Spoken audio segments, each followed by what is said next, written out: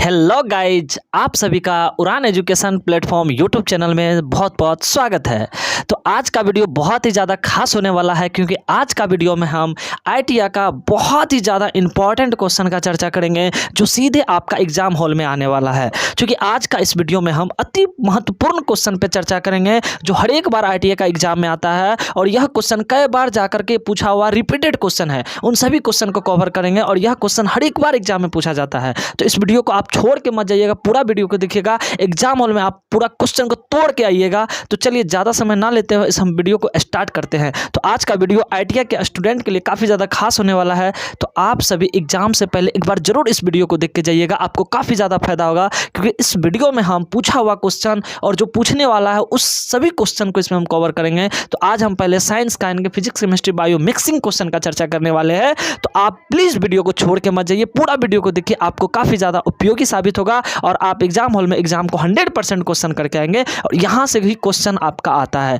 क्योंकि आपको पता होना चाहिए कि हमारे इंस्टीट्यूट से हर एक बार आईटीआई में अच्छा रिजल्ट होता है। तो कहीं ना कहीं उसका देन है कि आपको सबसे पहले समझना पड़ेगा कि क्वेश्चन पूछता कहाँ से है। बच्चा क्या करता, बहुत पढ़ लेता है, लेकिन क्वेश्चन कहाँ से आता है वहाँ पे वो नहीं पढ़ पाता है। तो सबसे ज़रूरी चीज़ होता है कि ज़्यादा नहीं पढ़ना, आपको बहुत ही कम पढ़ना है, और इंपॉर्टेंट चीज़ पढ़ना है, सेलेक्टेड चीज़ पढ़ना है, और कहाँ से क्वेश्चन आता है उस चीज़ को पढ़ना है। तो ज़्यादा मत पढ़िए, कम ही पढ़िए, बट सेलेक्टेड चीज़ पढ़िए। तो चलिए ज़्यादा समय ना लेते हुए हम वीडियो को स्टार्ट करते हैं। चलिए, तो पहला क्वेश्चन हम देखते हैं। पहला क्वेश्चन कह रहा है कि फ्लेमिंग के बाएं हाथ के नियम में आपको बताना है कि गति की जो दिशा है, यानी कि कौन हाथ हम लोग का गति की दिशा को बताता है। चलिए जल्दी से इसका राइट आंसर बताइए। आपको बता दें, इसका राइट आंसर होगा अंगूठा। तो याद रखेंगे, फ्लेमिंग के बाएं हाथ के नियम से जो गति की दिशा को बताता है वो कौन बताता है? अंगूठा। अंगूठा गति की दिशा को बताता है। याद रखेंगे, पूछा हुआ क्वेश्चन है, सेलेक्टेड क्वेश्चन है, ठीक है। चलिए नेक्स्ट क्वेश्चन हम देखते हैं, क्वेश्चन नंबर 2, यानी कि 52 नहीं कहिएगा, उसको 2 ही पढ़िएगा आप लोग, ठीक है। तो नेक्स्ट क्वेश्चन कह रहा है कि एक क्षैतिज विद्युत लाइन, ठीक है, के माध्यम से एक धारा पूर्व से पश्चिम की दिशा में बहती है।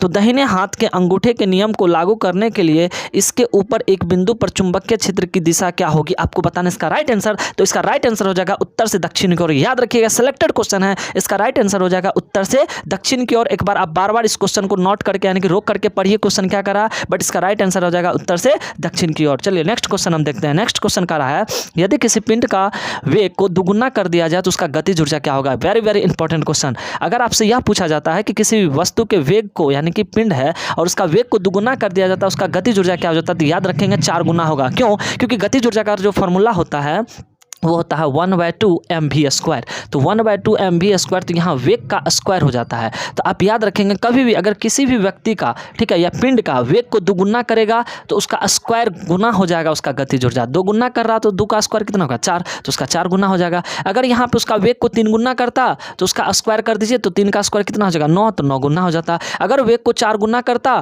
तो 16 गुना हो जाता है। तो इंपॉर्टेंट क्वेश्चन है, बार बार पूछा जाता है, और यह जो क्वेश्चन है ये इंपॉर्टेंट क्वेश्चन है, सिलेक्टेड क्वेश्चन क्रीम खोज के लिए आपके लिए लाए हैं। तो आप एग्जाम से पहले जरूर देख के जाइएगा, और वीडियो अच्छा लगे तो प्लीज चैनल को सब्सक्राइब कीजिएगा और दोस्तों में भी शेयर कर दीजिएगा, ठीक है। चलिए नेक्स्ट क्वेश्चन हम देखते हैं। नेक्स्ट क्वेश्चन कह रहा है कि एक इलेक्ट्रिक लैंप जिसका प्रतिरोध 20 ओम है और 4 ओम प्रतिरोध के एक चालक द्वारा 6 वोल्ट के बैटरी से जुड़ा हुआ है, तो बताना है सर्किट के माध्यम से बह रही धारा क्या होगा? बहुत इंपॉर्टेंट क्वेश्चन है। फ्राडे के नियम से, फ्राडे करें ओम के नियम से इस क्वेश्चन को आप बना सकते हैं, क्योंकि ओम के नियम से होता है V बराबर क्या होता है? जल्दी से बताइए। V बराबर होता है IR। तो यहाँ पे आपको देख सकते हैं ओम का भी वैल्यू दे रखा, वोल्टेज भी दे रखा, करंट आप निकाल लीजिएगा, ठीक है। तो यह क्वेश्चन आपको बताते हैं, इसका राइट आंसर होगा 0.25। तो यहाँ से जो है आप ओम के नियम से V बराबर IR का फॉर्मूला लगा के इसको निकाल सकते हैं। चलिए नेक्स्ट क्वेश्चन देखते हैं। नेक्स्ट क्वेश्चन कह रहा है, किसी एक 2 कूलाम के आवेश को 12 वोल्ट के विभवांतर में स्थापित करने में किया गया कार्य आपको बताना है कि वर्क क्या होगा। तो ये भी काफ़ी ज़्यादा इंपॉर्टेंट क्वेश्चन है, ठीक है। तो इसका आपको बताना है कि इसका राइट आंसर क्या होगा। देखिए, हमको आवेश दिया है और हमको विभवांतर दे रखा है, ठीक है। तो हमसे क्या पूछ रहा है? कार्य पूछ रहा है। तो इसका जो है राइट आंसर बताइए क्या हो जाएगा। तो हम यहाँ पे दोनों को आपस में हम क्या करेंगे? मल्टीप्लाई कर देंगे, तो आपका कार्य निकल जाएगा। और याद रखेंगे कि कार्य का मात्रा क्या होता है? जूल होता है। तो इस क्वेश्चन को नॉमेरिकल है, छोटा छोटा ही नॉमेरिकल पूछता है, ज़्यादा बड़ा नॉमेरिकल आपसे नहीं पूछा जाएगा। तो इस नॉमेरिकल को नोट कर लेंगे और अपने कॉपी पे बना लेंगे। और याद रखिएगा, कभी कभी पूछा जाता है कि जूल किसका मात्रक है, तो जूल कार्य का मात्रक हो जाता है। किसका मात्रक हो जाता है? जूल कार्य का मात्रक होता है। यहाँ से कार्य निकालना था तो डायरेक्ट आप VQ कर दीजिएगा, दोनों को आपस में मल्टीप्लाई कर दीजिएगा, तो आपका वर्क निकल जाएगा, कार्य निकल जाएगा। चलिए नेक्स्ट क्वेश्चन हम देखते हैं। नेक्स्ट क्वेश्चन 56 नंबर का यहाँ पे कह रहा है कि बताइए कुलाम का जो एसआई मात्रक होता है क्या होता है। सभी बच्चे यहाँ पे देखिए बच्चा अच्छा खासा कंफ्यूज कर जाता है। कुलाम पूछ रहा है कि कुलाम जो है एसआई इकाई है किसका, तो आपको बताना है कुलाम किसका एसआई इकाई है, तो याद रखेंगे आवेश का होता है। किसका होता है, आवेश। आवेश का मात्रक कुलाम होता है, बट यहाँ पे आवेश नहीं दे रखा है, ठीक है। तो ऑप्शन डी में दे रखा है यहाँ पे इलेक्ट्रिक चार्ज। क्या दे रखा है, इलेक्ट्रिक चार्ज। तो याद रखेंगे उसका इंग्लिश नेम होता है, ठीक है। तो आवेश जो होता है यहाँ पे कुलाम पूछेगा, कुलाम बताइए एसआई इकाई है किसका, तो ऑप्शन नंबर डी हो जाएगा किसका, इलेक्ट्रिक चार्ज का। तो इसको आप नोट रखेंगे, ठीक है। चलिए नेक्स्ट क्वेश्चन देख रहे हैं। नेक्स्ट क्वेश्चन क्या कर रहा है कि बिना किसी वायु प्रतिरोध के गुरुत्वाकर्षण के प्रभाव में गिर रही वस्तु डैश कहलाती है। आपको बताना है कि बिना किसी वायु प्रतिरोध के गुरुत्वाकर्षण के प्रभाव में गिर रही वस्तु क्या कहलाती है, तो याद रखिएगा त्वरण हो जाएगा। यहाँ पे क्या होगा, त्वरण हो जाएगा। तो यह भी क्वेश्चन इंपॉर्टेंट है, इसको भी याद कर लेंगे। नेक्स्ट 58 का कहता है कि वास्तविक सूर्योदय और स्पष्ट सूर्योदय के बीच का समय अंतर क्या होता है, तो 2 मिनट का होता है। इसको भी याद रखेंगे, ठीक है। वास्तविक सूर्योदय और स्पष्ट सूर्योदय के बीच का जो समय अंतर होता है, गैप होता है, डिफरेंस होता है, वो कितना मिनट का होता है, 2 मिनट का। काफी ज्यादा इंपॉर्टेंट है, इसको भी आप सभी याद रखेंगे। नेक्स्ट पूछता है कि जब किसी वस्तु की छवि यानी कि रेटिना के पीछे बनती है तो वह व्यक्ति प्रीत होता है क्या चीज से। आपको बताना है कि जब किसी वस्तु की छवि यानी कि इमेज रेटिना के पीछे बनता है, ठीक है। रेटिना का कहाँ बनेगा, रेटिना का पीछे बनता है, तो उस व्यक्ति को कौन सा दोष होता है, तो याद रखेंगे इंग्लिश नेम यहाँ पे दे रखा है। तो उसको जो दोष होता है उस दोष का नाम होता है आपका हाइपरमेट्रोपिया। क्या होता है, हाइपरमेट्रोपिया। तो इसको याद रखेंगे, ठीक है। चलिए नेक्स्ट क्वेश्चन देखते हैं। नेक्स्ट क्वेश्चन आपसे पूछ सकता है कि मानव आंख का हिस्सा जिसका आकार उज्ज्वल और मंद प्रकाश में भिन्न हो सकता है वो क्या कहलाता है। याद रखेंगे इसका राइट आंसर हो जाएगा ए, आंख की पुतली। क्या होगा, आंख की पुतली। एक बार फिर से पढ़ देते हैं। अगर आपसे क्वेश्चन पूछा जाए कि मानव आंख का हिस्सा जिसका आकार उज्ज्वल और मंद प्रकाश में भिन्न हो सकता है वो क्या होता है, तो याद रखेंगे आंख की पुतली के कारण ऐसा होता है, ठीक है। ऐसा होता है और याद रखेंगे इसको, ठीक है। चलिए नेक्स्ट क्वेश्चन हम देखते हैं। क्वेश्चन नंबर 61 में कह रहा है कि ऑप्टिशियन द्वारा निर्धारित लेंस में -2.5D के बराबर शक्ति होती है, तो इस लेंस का डैश में इसकी यानी कि फोकल लंबाई आपको बताना है क्या होगा। तो फोकल लंबाई तो आप जानते हैं कि लेंस का क्षमता जो होता है वो क्या होता है 1/f। तो इसकी मदद से आप निकाल सकते हैं। तो इसका राइट आंसर हम बता देते हैं डी होगा। और जैसे डी होगा और इसका जब निकालिएगा आप फोकल तो प्लस में आएगा, तो प्लस मतलब हो गया वो अवतल हो जाएगा। कौन सा होगा, अवतल लेंस हो जाएगा। तो ये इंपॉर्टेंट क्वेश्चन था, इसको भी याद रखेंगे। इसका राइट आंसर हो जाएगा डी। चलिए नेक्स्ट क्वेश्चन हम देखते हैं। आप इस क्वेश्चन को प्लीज़ देख करके जाइएगा क्योंकि यह क्वेश्चन काफ़ी ज़्यादा इंपॉर्टेंट क्वेश्चन है और यहाँ से आईटीआई में खास करके रिपीट करता है क्वेश्चन को, तो इसीलिए यह क्वेश्चन काफ़ी ज़्यादा इंपॉर्टेंट है आपके लिए, जरूर देख के जाइएगा। नेक्स्ट पूछता है 62 नंबर में कि एक वस्तु पर धक्का या खिंचना को डैश के रूप में जाना जाता है। आपको पता है धक्का या खिंचाव को बल के नाम से जाना जाता है, तो इसका राइट आंसर हो जाएगा बल। आप याद रखिएगा किसी वस्तु पर धक्का या खिंचाव या खींचना किस रूप में जाना जाता है, तो उसे बल के रूप में जाना जाता है, ठीक है। चलिए नेक्स्ट क्वेश्चन देखते हैं। नेक्स्ट 63 में कह रहा है यदि पृथ्वी का कोई वायुमंडल नहीं है तो आकाश का रंग कैसा होगा। तो याद रखेंगे यदि पृथ्वी का कोई वायुमंडल नहीं हो तो उसमें आकाश का जो रंग हो जाएगा वो हल्का पीला कलर का हो जाएगा। तो राइट आंसर हो जाएगा इसका ए। पूछा हुआ क्वेश्चन है ये, ठीक है। नेक्स्ट क्वेश्चन पूछेगा कि बता सकते हैं आप, 64 का पूछेगा कि किस एक तत्व के 2 तत्वों के बीच, याद रखेंगे किस एक तत्व के 2 तत्वों के बीच दोहरा बंधन पाया जाता है। याद रखेंगे इसमें 4 ऑप्शन दे रखा है H2O2 N2 और Cl2। तो ये जो हाइड्रोजन देख रहे हैं इसमें सिंगल बॉन्ड पाया जाता है, इसमें दोहरा बंधन नहीं पाया जाता।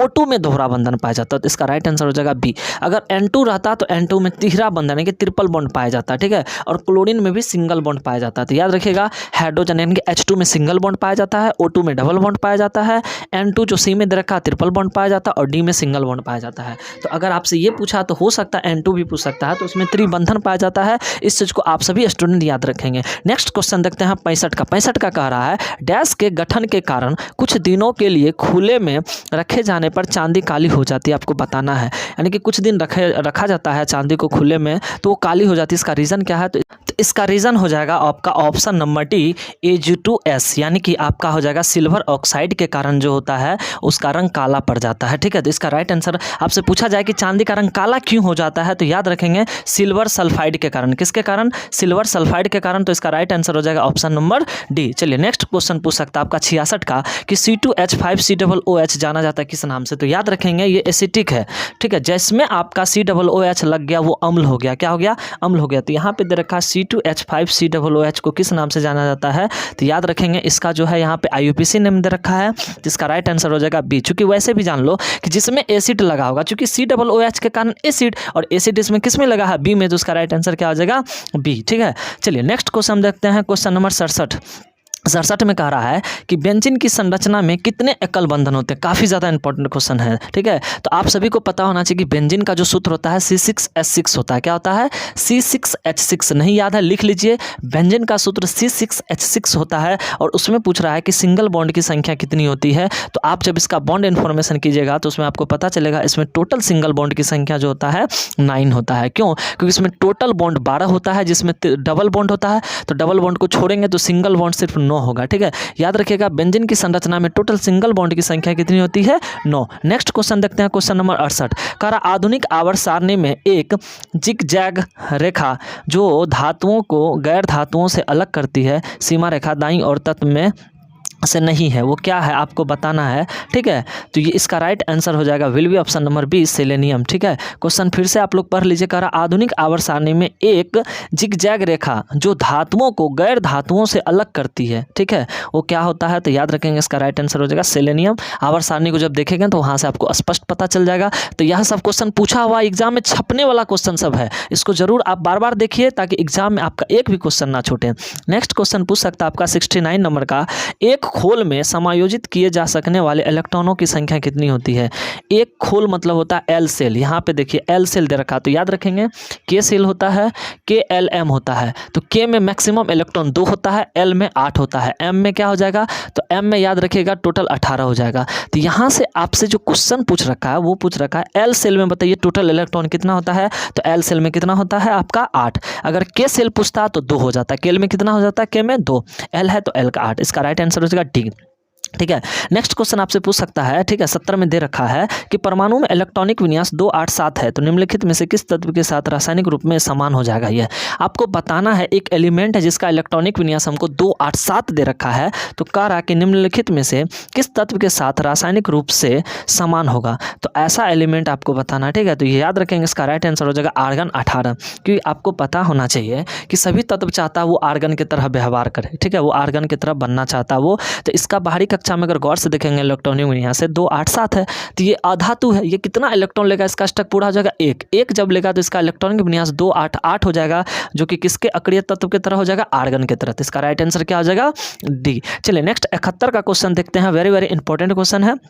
कह रहा है कि शराब के दुरुपयोग को रोकने के लिए तथा इसे जहरीला बनाने के लिए डैश जोड़ा जाता है। याद रखिएगा शराब जो जहरीला होता है वो किसके कारण? तो याद रखिएगा यानी कि मिथेनॉल के कारण। किसके कारण होता है?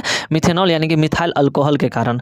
पता होना चाहिए आप सभी को कि शराब के अंदर जो होता है शराब वो मिथाइल अल्कोहल ही होता है। मिथाइल अल्कोहल ऐसा होता है कि इंसान को लीवर को भी क्षति पहुँचाता है। तो याद रखेंगे अगर आपसे पूछा जाए कि शराब के दुरुपयोग को रोकने के लिए तथा इसे जहरीला बनाने के लिए किसी चीज़ उसके अंदर डाला जाता है तो मिथेनॉल राइट आंसर हो जाएगा ऑप्शन नंबर ए। चलिए नेक्स्ट क्वेश्चन पूछ सकता है कि सोना को कठिन बनाने के लिए कौन सा मिश्र धातु का उपयोग किया जाता है? यानी कि सोना को कठिन बनाने के लिए उसमें मिश्र धातु जो डाला जाता है यानी कि किसको मिक्सिंग किया जाता है? तो इसका राइट आंसर हो जाएगा C, will be option number C, चांदी। तो याद रखेंगे सोना को कठिन बनाने के लिए, ठीक है, क्या चीज़ करना? कठिन बनाने के लिए, कठोर बनाने के लिए किसका यूज किया जाता है? चांदी का। नेक्स्ट क्वेश्चन 73 का कह रहा है किस आयनिक यौगिक में उच्च गलनांक होता है? तो आपको बताए थे कि यौगिक जो होता है आप पढ़े होंगे विद्युत संयोजक यौगिक, सह संयोजक यौगिक। तो याद रखिएगा विद्युत संयोजक यौगिक के गलनांक क्वथनांक उच्च होते हैं और सह संयोजक यौगिक के गलनांक और क्वथनांक क्या होते हैं? निम्न होते हैं। तो यहाँ पे आप खोजिए कि किसके अंदर पाया जाता है। तो यहाँ पे NaCl है, ये भी आपको विद्युत संयोजक यौगिक है। CaO है, ये भी विद्युत संयोजक यौगिक है। LiCl ये भी विद्युत संयोजक यौगिक है। CaCl2 ये भी है। तो चारों है, तो आखिर सर इसका राइट आंसर क्या हो जाएगा? इसका राइट आंसर हो जाएगा डी। ठीक है, आपका हो जाएगा CaCl2। इसका जो होता है गलनांक काफ़ी ज़्यादा उच्च होता है।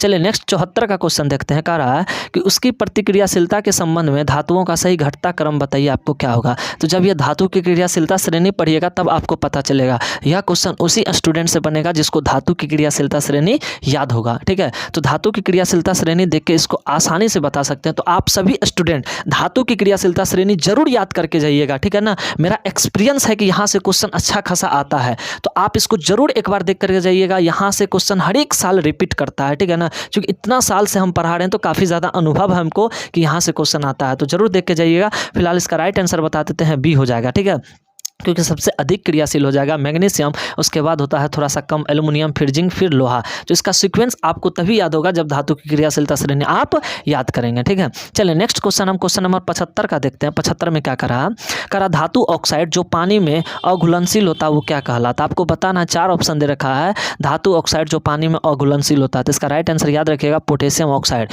पोटेशियम ऑक्साइड जो होता है वो जल के अंदर यानी कि नहीं घुलता है, ठीक है। चलिए नेक्स्ट क्वेश्चन हम देखते हैं 76 का करा असाधारण गैर धातु, ठीक है, तो जो सरल रूप में मौजूद होते हैं उसे क्या कहते हैं, तो याद रखिएगा ब्रोमीन, ठीक है।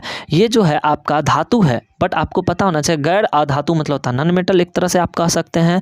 तो आपको बताना है कि असाधारण गैर धातु जो तरल के रूप में पाया जाता है, तो याद रखिएगा ब्रोमीन जो होता है लिक्विड फॉर्म में पाया जाता है। किस फॉर्म में पाया जाता है, लिक्विड फॉर्म में पाया जाता है। तो याद रखेंगे ब्रोमीन किस रूप में पाया जाता है, द्रव के रूप में पाया जाता है। यहाँ पे पूछ रहा है कि कौन सा है जो तरल के रूप में पाया जाता है, तो इसका राइट आंसर हो जाएगा सी ब्रोमीन।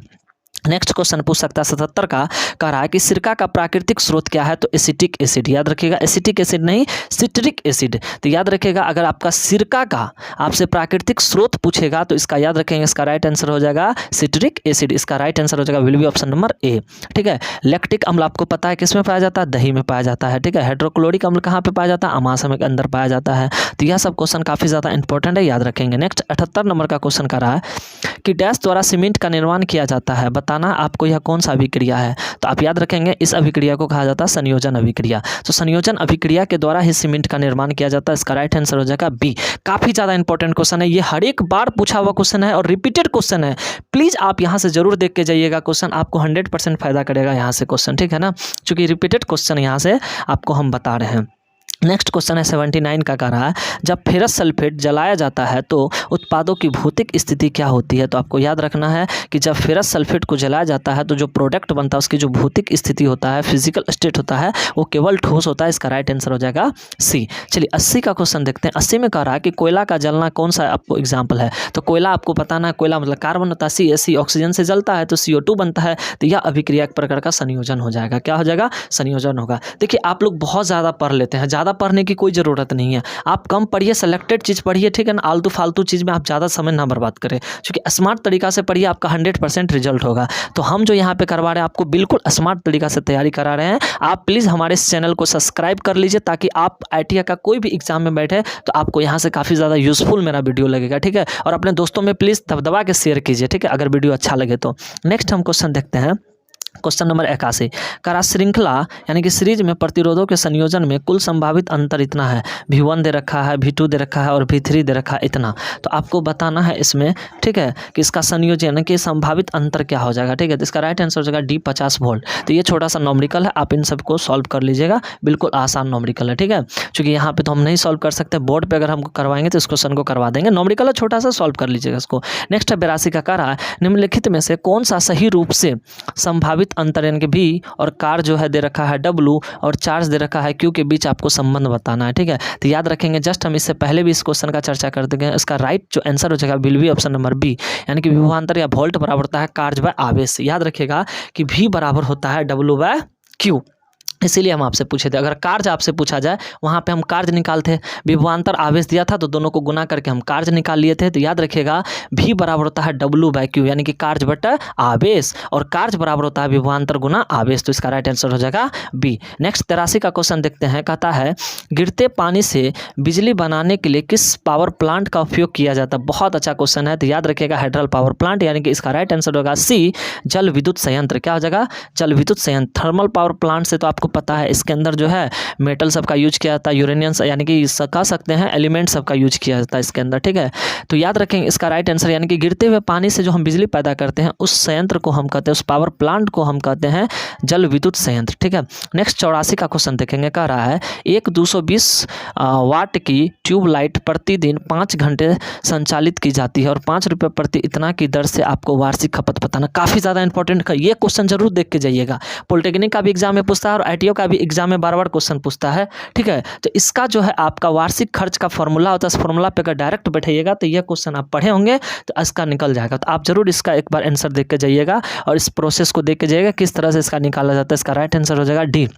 अगर आपको चाहिए कि यह किस प्रकार से निकाला जाता है, इसका फॉर्मूला चाहिए, तो आप कमेंट करके ज़रूर बताइए कि सर इसको किस तरह से बिजली खपत निकाला जाता है, तो हम ज़रूर आपको वीडियो बना देंगे। अगर आपको चाहिए इसका वीडियो तो आप कमेंट करके हमें ज़रूर बता दीजिएगा। फिलहाल इसका राइट आंसर हो जाएगा 2007.5। चलो नेक्स्ट 85 का कह रहा मानव आँख के काम करने के लिए, देखिए नेक्स्ट क्वेश्चन बहुत इंपॉर्टेंट है। कह रहा मानव आँख के काम करने के लिए जिम्मेदार प्रकाश की घटना होता है, तो क्या होता है? तो इसका राइट आंसर हो जाएगा अपवर्तन। क्या हो जाएगा? अपवर्तन। चलिए नेक्स्ट क्वेश्चन हम देखते हैं 86 का कह रहा है कौन सा उपकरण विद्युत प्रवाह का उत्पादन करता है? तो याद रखेंगे जनरेटर। क्या होता है? जनरेटर। यानी कि कौन सा उपकरण यानी कि डिवाइस विद्युत प्रवाह का उत्पादन करता है? तो जनरेटर। क्या होता है? जनरेटर। आमीटर। आमीटर से तो विद्युत धारा को मापा जाता है। वोल्ट मीटर से आप सभी को पता होना चाहिए विभवांतर को मापा जाता है। अब मोटर तो आपको पता है कि मोटर कौन सा प्रिंसिपल पर वर्क करता है, तो जनरेटर ही होता है जो हमें क्या करता है? इलेक्ट्रिक करंट का फ्लो करता है, उत्पादन करता है। ठीक है। नेक्स्ट 87 का क्वेश्चन आपसे पूछ रहा है निम्नलिखित में से कौन सा जैव गैस यानी कि बायोगैस का एक घटक है? काफ़ी ज़्यादा इंपॉर्टेंट क्वेश्चन है। बायोगैस का जो घटक होता है वो मीथेन होता है। याद रखेंगे मीथेन जो होता है बायोगैस का घटक होता है। किसका घटक होता है? बायोगैस। यानी कि उसके अंदर बायोगैस के कारण यानी कि बायोगैस में मीथेन के ही कारण हमें ईंधन का निर्माण यानी कि पूर्ति होता है। ठीक है। तो चलिए नेक्स्ट क्वेश्चन 88 का देखते हैं। कहता है गैल्वेनोमीटर का उपयोग किस चीज़ को मापने में किया जाता है? काफ़ी ज़्यादा इंपॉर्टेंट क्वेश्चन है। याद रखेंगे विद्युत प्रवाह यानी कि इलेक्ट्रिक करंट को मापने के लिए किया जाता है। गैल्वेनोमीटर का उपयोग किससे मापने के लिए किया जाता है? तो इसका राइट आंसर हो जाएगा डी, यानी कि इलेक्ट्रिक करंट विद्युत प्रवाह को मापने के लिए किया जाता है। नेक्स्ट 89 नंबर का हम क्वेश्चन देखते हैं कि 89 नंबर में क्या कह रहा है? कह रहा इलेक्ट्रॉनिक्स। ठीक है। क्या सॉरी इसमें कह रहा निम्नलिखित में से किस गतिज ऊर्जा को विद्युत ऊर्जा में परिवर्तित किया जाता है? याद रखना आपको ये इनमें से सभी। ठीक है।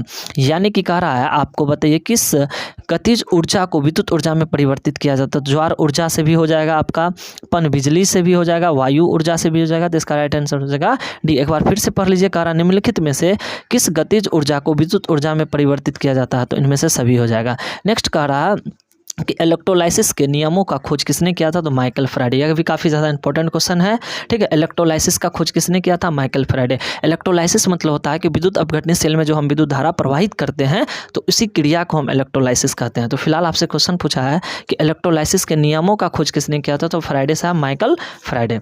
नेक्स्ट क्वेश्चन हम देखते हैं क्वेश्चन नंबर 91 में कह रहा है इलेक्ट्रिक मोटर में डैश कम्यूटेटर के रूप में कार्य करता है? तो याद रखिएगा कुंडल हो जाएगा। क्या हो जाएगा? कुंडल। ये कुंडल ही कार्य करता है इलेक्ट्रिक मोटर में। ठीक है। कम्यूटेटर के रूप में। चलिए नेक्स्ट क्वेश्चन कह रहा 92 कह रहा मानव शरीर का वह भाग जहाँ चुंबकीय क्षेत्र महत्वपूर्ण है बताना है? तो याद रखिएगा माइंड। माइंड में ही हमको यानी कि माइंड के अंदर ही मैग्नेटिक फील्ड हमें बहुत जरूरी होता है। तो यह भी क्वेश्चन इंपॉर्टेंट है कि मानव शरीर का वह भाग जहाँ चुंबकीय क्षेत्र मैग्नेटिक फील्ड महत्वपूर्ण होता है वो क्या कहलाता है? दिमाग। ऑप्शन नंबर ए हो जाएगा।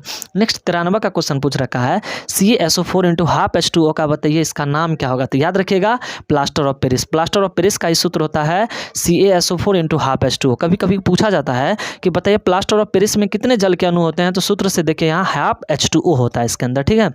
चलिए नेक्स्ट आपसे पूछा जाता है बेकिंग सोडा का बताइए रासायनिक सूत्र क्या होता है? याद रखेंगे NaHCO3। ऑप्शन नंबर ए हो जाएगा। ठीक है। यानी कि NaHCO3 ये किसका सूत्र है? बेकिंग सोडा का। ठीक है। नेक्स्ट बी में जो दे रखा है Na2CO3 इंटू 10H2O ये ध्रुवीय सोडा का सूत्र है। सी में जो दे रखा है NaOH ये कास्टिक सोडा का सूत्र है। और डी में जो दे रखा है CaOCl2 ये विरंजक चूर्ण का सूत्र है। तो यहाँ से भी क्वेश्चन आता है तो आप इसको भी याद रखेंगे। नेक्स्ट 95 का कह रहा है कि ब्यूटेन को डैश के रूप में यानी कि जा सकता है? तो आपको बताना ब्यूटेन का सूत्र क्या होगा? तो ब्यूटेन मतलब होता है जिसमें 4 कार्बन हो और 4 वाला यहाँ से देखिए। अब ब्यूटेन का सूत्र होता है ब्यूटेन मतलब अल्केन ग्रुप होता है तो इसमें होता है हाइड्रोजन जो होता है कार्बन के 2 गुने से 2 अधिक होता है। तो इसका राइट आंसर हो जाएगा सी, यानी कि इसमें कार्बन 4 है तो इसका 2 गुना से 2 अधिक है हाइड्रोजन। ठीक है। नेक्स्ट 96 का क्वेश्चन आपसे पूछेगा कि भोजन पचाने के दौरान पेट में किस प्रकार का अम्ल का निर्माण होता है? तो ये काफ़ी ज़्यादा इंपॉर्टेंट क्वेश्चन है। HCl। हम लोग का जो भोजन पचता है तो हम लोग का जो भोजन पचता है तो उसके अंदर कौन सा अम्ल हम भोजन पचाने में काम आता है? तो HCl। ठीक है। चलिए नेक्स्ट क्वेश्चन देखते हैं 97 नंबर का। करा कौन सा रेडॉक्स प्रतिक्रिया का एग्जाम्पल नहीं है? आपको बताना है कौन सा रेडॉक्स अभिक्रिया नहीं है। तो इसका राइट आंसर याद रखेंगे डी। डी जो है रेडॉक्स अभिक्रिया नहीं है, इसका एग्जाम्पल यह नहीं है। चलिए नेक्स्ट क्वेश्चन देखते हैं 98 का। कह रहा कौन सा एक एसिड नहीं है? तो देखो जिसमें H लगा हो तो वो तो एसिड है ही है। तो HCl एसिड है, ये हाइड्रोक्लोरिक एसिड है। बी में दे रखा H2SO4 ये सल्फ्यूरिक एसिड है। और सी में दे रखा HNO3 ये नाइट्रिक एसिड है। तो कौन नहीं है? तो डी हो जाएगा। ये एसिड नहीं है, बेस है। ये सोडियम हाइड्रोक्साइड एक क्षार है, बेस है। ठीक है। चलिए नेक्स्ट क्वेश्चन हम देखते हैं क्वेश्चन नंबर 99। कह रहा चिप्स बैग में प्रयुक्त गैस। तो याद रखना है कि चिप्स बैग के अंदर नाइट्रोजन गैस का यूज किया जाता है। किसका यूज किया जाता है? नाइट्रोजन गैस का। और नेक्स्ट लास्ट क्वेश्चन हम देखेंगे, करा कौन सा तत्व अधिक प्रतिक्रियाशाली होता है, यानी कि कौन सा जो है आपका एलिमेंट जो है अधिक प्रतिक्रियाशाली होता है। ठीक है, तो याद रखेंगे जास्ता हो जाएगा। क्यों? क्योंकि इस क्वेश्चन को आप तभी बना सकते हैं जब धातु की क्रियाशीलता श्रेणी याद होगा। तो इन सभी में जितना एलिमेंट है इसमें अगर देखिएगा धातु की क्रियाशीलता श्रेणी, तो उसमें सबसे ऊपर जिंक ही होगा। इसी कारण से इसका राइट आंसर क्या हो जाएगा आपका? Will be option number A. इस वीडियो में जितना भी क्वेश्चन का चर्चा किए हैं काफ़ी ज़्यादा इंपॉर्टेंट क्वेश्चन है, सिलेक्टेड क्वेश्चन है, पूछा हुआ क्वेश्चन है और पूछे जाने की संभावना वाला क्वेश्चन है। तो आप सभी इस वीडियो को जरूर देख के जाइएगा ताकि आपका एग्जाम हॉल में एक भी क्वेश्चन ना छूटे। और हाँ, अगर वीडियो अच्छा लगे तो प्लीज़ चैनल को सब्सक्राइब कर दीजिए, अपने दोस्तों में शेयर कर दीजिए और हमें गुरु दक्षिणा के तौर पर कुछ नहीं चाहिए, बस आप सब्सक्राइब कर दीजिए। तो आज के लिए बस इतना ही। Thank you so much.